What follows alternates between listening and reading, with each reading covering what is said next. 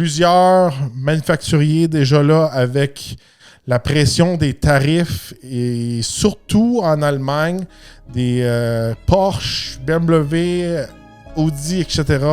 considèrent ouvrir des nouvelles usines aux États-Unis.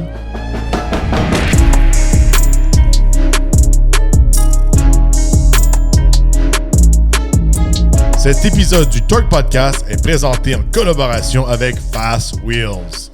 Aujourd'hui au Torque Podcast, je vous fais la liste de tous les véhicules qui sont fabriqués, assemblés aux États-Unis.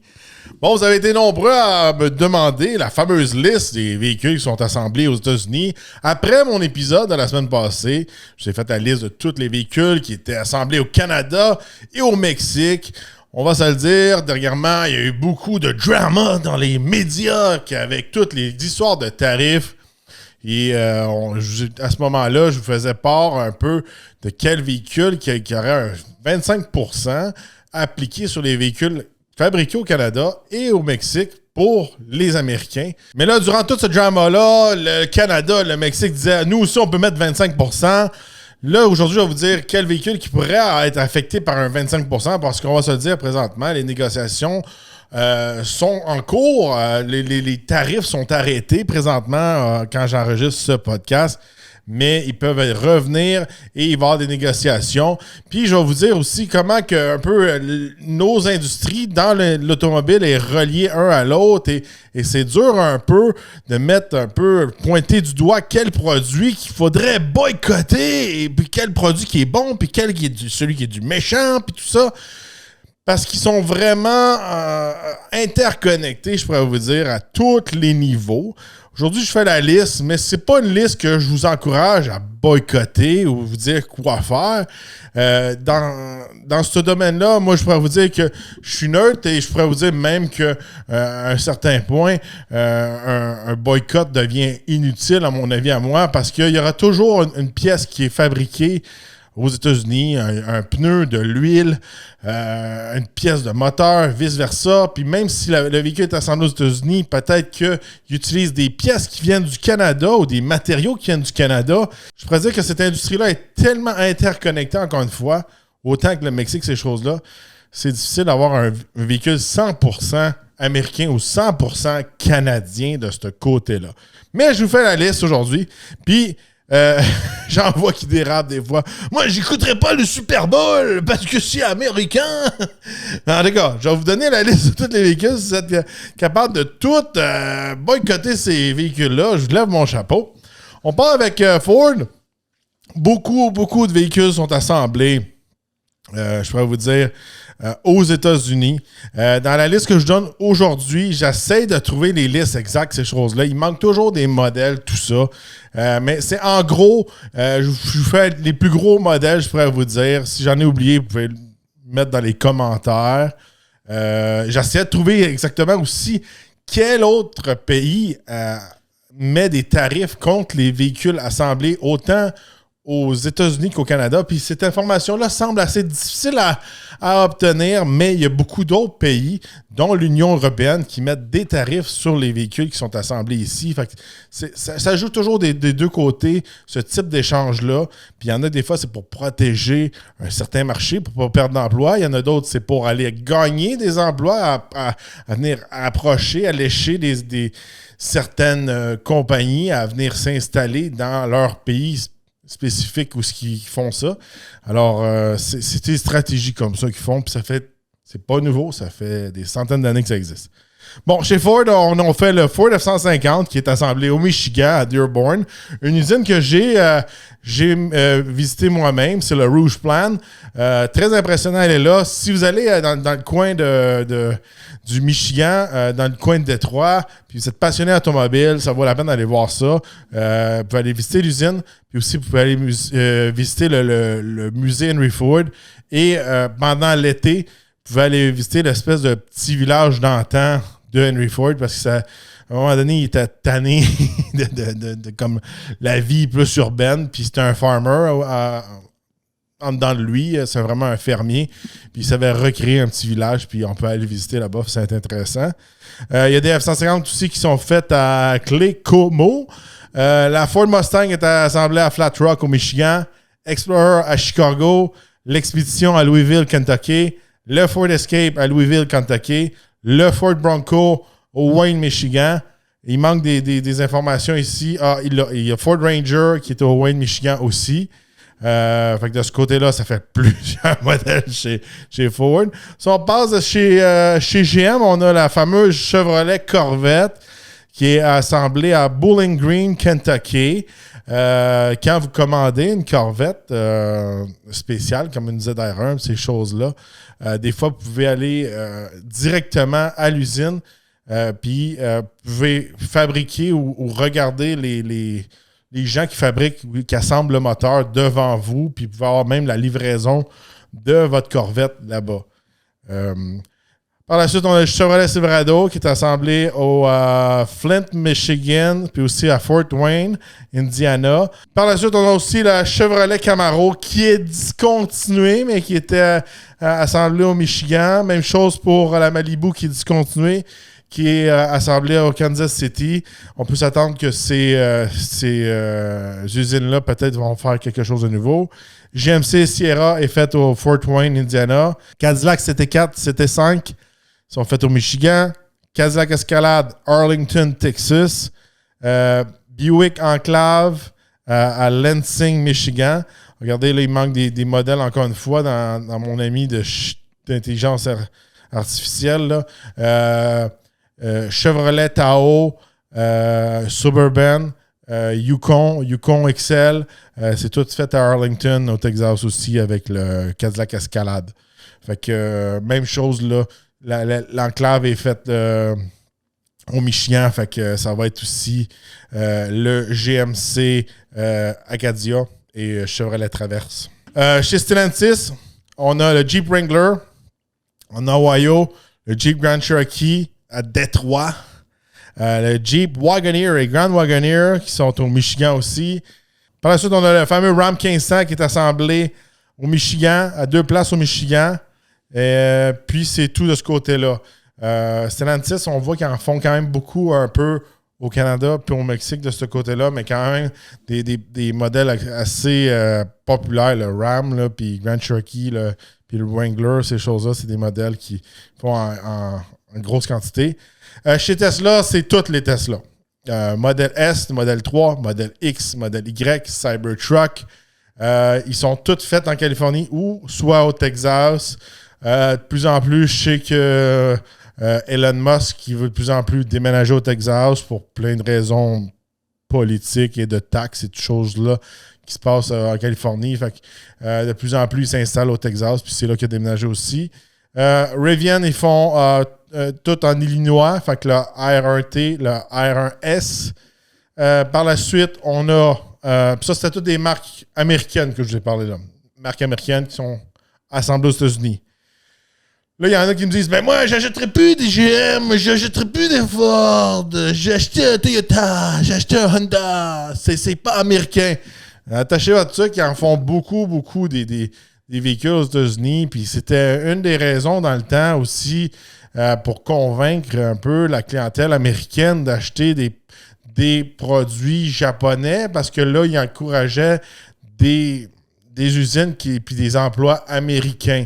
Fait que un peu avec le temps, pour changer un peu la perception des gens, de ne pas acheter juste un véhicule qui venait comme du Japon, assemblé par des Japonais, tout ça.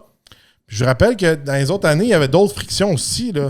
À un moment donné, je ne veux pas faire mon mafioso là, qui essaie de vendre des autos là, puis qui dit là, Don't forget Pearl Harbor, là, mais à un moment donné, quand les personnes étaient plus vieilles, puis que la Deuxième Guerre mondiale, ça faisait pas si longtemps que ça avait passé, mais il y a beaucoup de gens qui boycottaient un peu les produits japonais à cause de la Deuxième Guerre mondiale, puis qu'est-ce qui est arrivé à Pearl Harbor, puis tout ça. Fait que c'est des choses comme ça qui arrivent avec le temps, puis des espèces de boycottage comme ça passe, puis ça va, puis... les gars, pour moi, avec le temps, je pense que les guerres vont marquer plus les gens. À cette heure, des fois, les médias un peu font peur à des personnes plus âgées. Il faut faire attention à ça. Là. Mais bon, on y va avec Toyota. Toyota Camry, assemblé au Kentucky. Toyota Highlander à Princeton, Indiana. RAV4 qui est à Georgetown, Kentucky. Ça, c'est les RAV4 qui sont prime puis hybrides. C'est les RAV4 qui sont 100% à gaz, sont faits en Ontario. Mais là, tous les autres, les modèles populaires, ils sont faits aux États-Unis. Toyota Sienna, fait en Indiana. Le Tundra au Texas. Le Sequoia au Texas. Chez Honda, on a la Accord qui est faite en Ohio, la Civic en Indiana, puis il y en a aussi au Canada, en Ontario, tout dépendant du modèle. CRV qui est faite aussi en Ohio puis en Indiana. Le Honda Pilot qui est fait en Alabama. Le Honda Odyssey et aussi le Honda Passport. Je suis passé à côté de cette usine-là. C'est méga gros là, en Alabama. Quand je descendais une fois, j'ai fait un détour. Là, puis je suis allé en Floride, puis on a passé à côté de ça. Fait que, en Alabama, c'est méga gros, là, ça là, où ils font le pilote Odyssey Passport. Là. C'est assez impressionnant. Chez Nissan, on fait l'Altima au Tennessee, le Rogue au Tennessee, le Pathfinder au Tennessee. Celle-là aussi, j'ai passé à côté. J'ai déjà vu en vrai. Le Titan au Mississippi, le Nissan Frontier Mississippi. On passe chez Kia et Hyundai. Sonata, Alabama, Santa Fe, Alabama, Tucson, Alabama, Telluride en Géorgie, le Sorento en Géorgie, la Kia K5 en Géorgie. Volkswagen, de plus en plus, essaie d'avoir plus de modèles assemblés aux États-Unis. La classe qui est faite au Tennessee, le ID4 au Tennessee, le Passat au Tennessee aussi, même s'il a été discontinué en 2022, mais c'est pour vous donner une idée. Chez BMW, si jamais les SUV, vous êtes fait. X3, X4, X5, X6, X7, tout assemblé en Caroline du Sud. Chez Mercedes, on fait le GLE, GLS, EQS en Alabama. Puis chez Volvo, on a le S60 puis le XC90 en Caroline du Sud.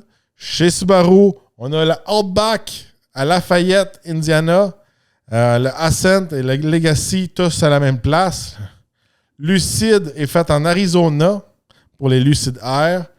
Et regardez, c'est pas mal la liste, ça fait pas mal le tour. Vous voyez, c'est une liste qui est assez difficile à contourner, je peux vous dire. C'est toutes des méga usines. Il y en a des usines là-dedans qui sont flambant neuves, surtout quand on regarde chez Volkswagen ces choses-là. Plusieurs manufacturiers déjà là avec la pression des tarifs et surtout en Allemagne, des Porsche, BMW, Audi, etc. considèrent ouvrir des nouvelles usines aux États-Unis pour construire leurs produits là-bas. Regardez, ça fait partie de la game de qu'est-ce que c'est. Dans le meilleur des mondes, regardez, je pourrais vous dire que pour l'intérêt de tout le monde, c'est sûr et certain que il y a plusieurs personnes qui pensent que ça serait le fun que personne n'ait de tarifs, ces choses-là. Il y a des tarifs en place, comme je vous dis, pour protéger certaines industries. Vous avez juste à regarder les tarifs qui sont plus appliqués dans l'agriculture, ces choses-là. Les tarifs sur l'automobile peuvent sembler qui font plus mal parce que c'est des objets, des trucs qui coûtent plus cher. Fait que c'est sûr et certain, quand on augmente de 25%, ça fait une grosse différence sur un véhicule à 100 000 à comparer d'un œuf ou une pinte de lait de ce côté-là. Mais à mon avis, à moi, ça reste à vous, là. Quand que je vois des choses que les gens font comme on encourage local, je comprends ça, boycotter. Mais dans le domaine automobile, ici, c'est un podcast automobile, c'est une mission impossible. Ça dépend qu'est-ce que vous pensez, là. Mais c'est tous des. Même si c'est un constructeur japonais, allemand, coréen, ils ont des entreprises qui sont basées aux États-Unis principalement. Puis des fois aussi, c'est pas parce que vous achetez un véhicule japonais que l'argent s'en va au Japon. Ça se peut qu'elle s'en va aux États-Unis ou ça se peut qu'elle reste au Canada. Chaque compagnie est un peu différente. Puis je pourrais vous dire, c'est impossible de trouver un véhicule qui est à 100% fait aux États-Unis, 100% fait au Canada. Il y aura toujours un huile, une botte, un pneu, Y a-t-il une marque de pneus canadienne? Moi, j'en connais pas. Il y aura toujours quelque chose du genre. Fait que, en bout de ligne, je pourrais vous dire que c'est pensez à vos besoins à vous en premier, je pourrais vous dire. Là. C'est sûr et certain que si vous l'encouragez dans votre coin, dans votre village, ces choses-là, c'est là que vous allez avoir un impact. Quand c'est rendu dans des multinationales puis des trucs de politique à plusieurs milliards, votre impact, je pense, qui est assez minime de ce côté-là, là, selon moi.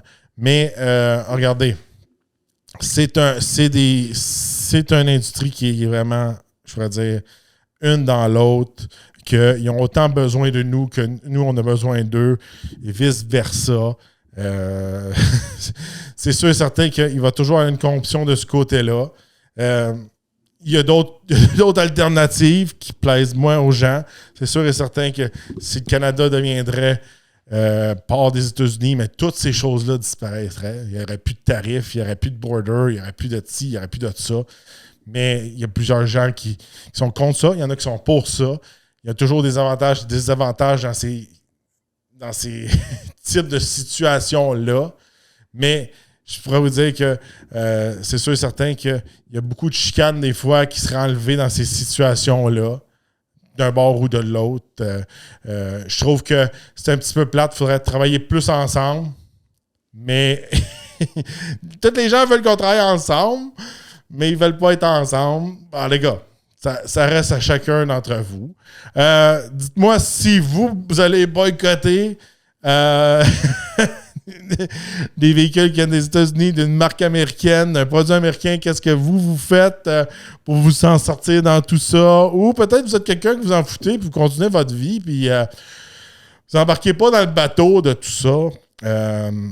Je pense que je finis sur ces notes-là, encore une fois. Il faut faire vos propres recherches. Faites votre propre avis. Ne vous fiez pas seulement à une source de médias. Puis, dernièrement, je finis là-dessus. Je trouve qu'il y a beaucoup de gens qui font juste écouter des médias dans le dôme. Puis, ces gens-là sont tous frustrés. Puis, les gens qui écoutent des nouvelles qui sortent du dôme sont pas frustrés.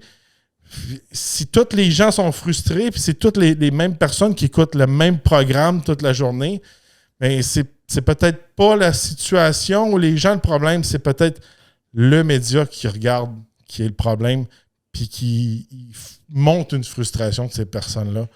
Fait que je voulais vous laisser avec ça. Je vous ai fait la liste aujourd'hui. Dites-moi qu'est-ce que vous en pensez. Si vous aimez mon contenu, vous voulez m'encourager, j'ai une section VIP avec du contenu VIP qui n'est pas fait pour monsieur tout le monde, qui est plus moins censuré, je pourrais vous dire. En plus de 25 épisodes, puis vous avez les épisodes à l'avance, beaucoup d'avantages, ça coûte pas cher, ça supporte le podcast et comme ça, on peut continuer à vous dire la vérité sans être censuré de quelqu'un, un Big Brother qui nous dit « dis pas ci, dis pas ça », puis pas vous bombarder aussi de publicité. Si vous êtes nouveau, n'oubliez pas de vous abonner, liker, de partager. On se revoit dans un prochain podcast.